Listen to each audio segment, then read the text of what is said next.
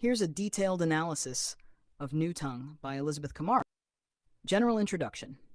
Elizabeth Kamara's New Tongue is a poignant reflection on the cultural disintegration that arises from modernization and the generational abandonment of tradition.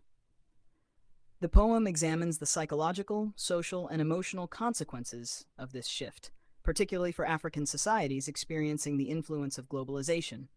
Kamara laments the loss of heritage and criticizes the younger generation's infatuation with foreign norms, revealing how deep the cultural fracture has become. Through powerful metaphors and vivid imagery, the poem becomes a dirge for a vanishing identity and a cautionary tale about cultural self-erasure. Title. The title New Tongue is symbolic and multi-layered. On the surface, it implies the adoption of a new language. However, on a deeper level, it denotes a complete shift in identity, ideology, and cultural orientation. The tongue here refers not only to speech, but to worldview and way of life. The use of new emphasizes a break from the old, one that is neither nostalgic nor hesitant, but definitive and in some ways irreversible. This title sets the stage for a narrative about cultural transformation and identity crisis. Stanza by stanza analysis. Stanza 1. They speak in a new tongue, remnants of a past. This opening stanza introduces the metaphor of a new tongue as a symbol of cultural and linguistic transformation. The youth adopt new ways of speaking and behaving, fascinated by the modern world. The minds battered into new modes and shapes suggests this change is not gentle or organic, but forced and possibly violent. The stanza closes with remnants of a past, framing the old culture as something discarded and forgotten. Ties of family and friendship, mindful of where they dare. The poet turns to the dissolution of communal bonds. The imagery of ties being loosened, broken, burnt emphasizes that the loss is deliberate and final. The ashes strewn into the sea suggest irreversibility. The simile of fishes swim by, careless of the loss, reflects both the natural world's indifference and the younger generation's apathy toward what's been lost. A new generation that marry the bodies of mankind. Here, Kamara directly addresses the younger generation. Their disregard for family, tradition, and heritage is emphasized through repetition and enjambment. The metaphor comparing their minds to the insides of clothes subtly critiques how their identity has become internalized, hidden, and self-centered, more concerned with appearances and individual comfort than collective heritage. No room for elders and ways of doing things. This stanza continues the critique by addressing the marginalization of elders. The old tongue here refers to traditional knowledge and language, which the youth have willfully blocked out. Kamara laments how the younger generation has completely shut out the voices of experience, symbolizing a generational disconnection. Glorying in their new newness and swirling debris in the air. The phrase new newness suggests a superficial obsession with modernity. Kamara uses natural and domestic imagery, snow-covered mountain, bathing at the back of the house, to describe the cold alienation and exposure that result from abandoning tradition. The chaos, gusts of wind, falling trees, carting roofs away, symbolizes societal instability resulting from cultural erosion. Stanza 6. Their borrowed shoes dance, without a backward glance. In the final stanza, the poet presents the complete abandonment of heritage. The borrowed shoes and borrowed minds emphasize mimicry and loss of authenticity. The Red Sea allusion connects biblical deliverance to cultural separation. But here it's ironic. The separation is from one's own roots.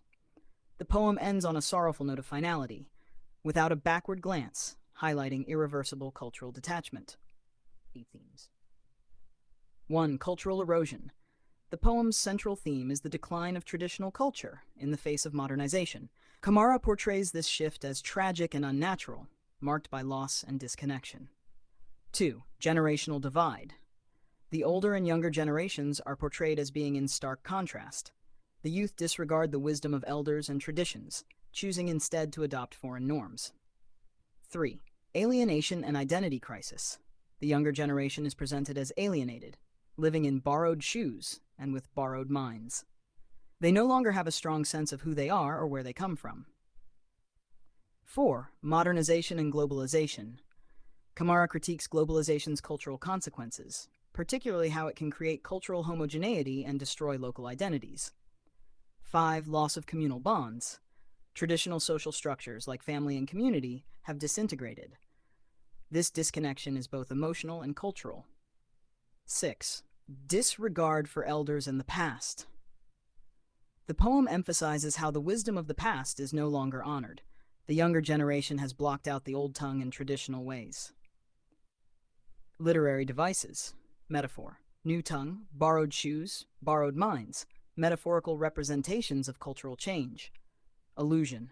Parted the Red Sea. Biblical allusion ironically used to illustrate self-imposed cultural separation. Imagery. Vivid images such as snow-covered mountain, rainy July day, and swirling debris evoke emotions of coldness, loss, and chaos. Personification. Minds battered into new modes gives human suffering to the mental transformation of the youth. Anaphora. Repetitions like every man, for himself, by himself, of himself emphasize individualism and selfishness. Contrast. Old versus new, tradition versus modernity, communal versus individual. These contrasts are core to the poem's structure.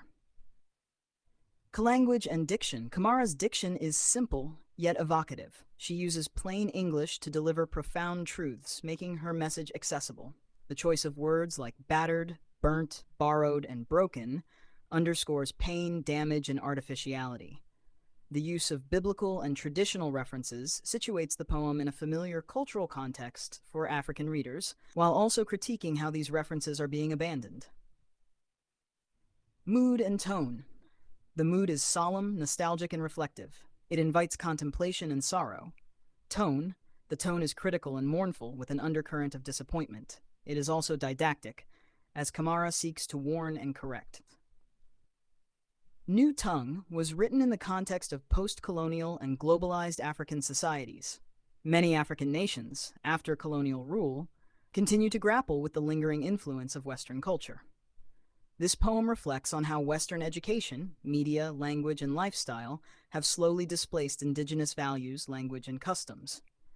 Kamara's poem can be seen as a protest against cultural imperialism and a call for the preservation of identity in a world rapidly moving towards sameness. Elizabeth Kamara's New Tongue is a powerful poetic exploration of identity, cultural loss, and generational transformation. It articulates a painful truth, that the allure of modernity often comes at the cost of heritage. Through strong metaphors, imagery, and a critical tone, the poem challenges readers, especially from post-colonial societies, to reflect on the direction of their cultural evolution. It underscores the importance of remembering and honoring one's roots, even while embracing progress. The poem is both a lament and a warning, a call to hold on to the past lest it be lost forever.